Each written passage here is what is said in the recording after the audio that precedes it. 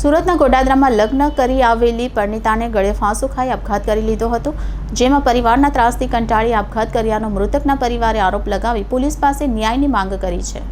ગોડાદરા વિસ્તારમાં 24 વર્ષીય પરિણીત આપઘાત મામલે પરિવારે સાસરિયા પક્ષ પર આરોપ મૂક્યો છે। પરિણીતાએ ગત 10 એપ્રિલના રોજ પોતાના સાસરે ગળે ફાંસો ખાઈ આપઘાત કર્યો હતો, જે મામલે પરિવારને શંકા જતા ગોડાદરા પોલીસ સ્ટેશનમાં હત્યા કરવામાં આવી છે।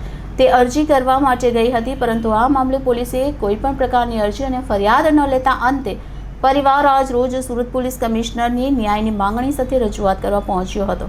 મૃતક પ્રતિભાબેનનું 4 વર્ષ પહેલા સંજયભાઈ સાથે લગ્ન થયા હતા, પરંતુ લગ્નના 4 વર્ષ બાદ પણ કોઈ સંતાન ન થતા તેને લઈને પતિ અને સાસુ દ્વારા પ્રતિભાબેનને વારંવાર હેરાન પરેશાન કરવામાં આવતું હતું, જે મામલે પ્રતિભાબેને જે તે વખતે પોતાના પરિવારને પણ જાણ કરી હતી। આખરે કંટાળી જઈ પરિણીતાએ ઘરમાં જ ગળે ફાંસો ખાઈ આપઘાત કરી લીધો હતો।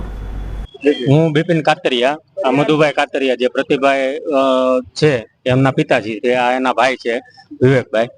અમારું લોકોનું કેવું એવું છે કે છોકરીએ આપઘાત નથી કરેલો અને આમાં અમને કોઈ પણ જાતની શંકા લાગે છે। પોલીસ અમારી એફઆઈઆર લેતી નથી, તો આ મીડિયા થ્રુ અમે પોલીસને કહેવા માંગીએ છીએ કે અમારી એફઆઈઆર દાખલ કરો અને અમને ન્યાય આપો, જે પણ હકીકત હોય એ અમારી સામે લાવો। હજી અમને આજે 9 દિવસ થયા છે, પીએમ રિપોર્ટ પણ અમને પોલીસ વાળાએ સુપ્રત નથી કર્યો અને એ લોકો એવું કહે છે કે ના, આ તમારો સુસાઇડ જ છે અને આમાં કાંઈ પણ તપાસ થાય એવું નથી। પોલીસ વાળા અમારી એફઆઈઆર જ નથી લેતા।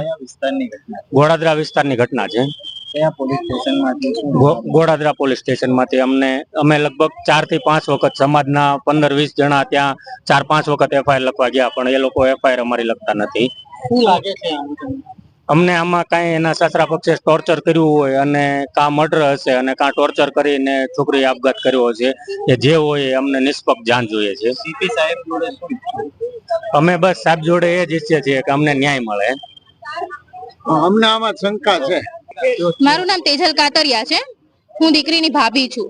શાના માટે સીપી ઓફિસર અમે અહીંયા છે ને અમારી દીકરીને એવું એમણે કીધેલું છે કે ભાઈ એમણે આપઘાત કરેલો છે, પણ અમને શંકા છે કે એમણે આપઘાત નથી કરેલો, એમને સંતાન નતું થતું એ બાબતથી એમને ટોર્ચરિંગ હતું, એટલા માટેથી।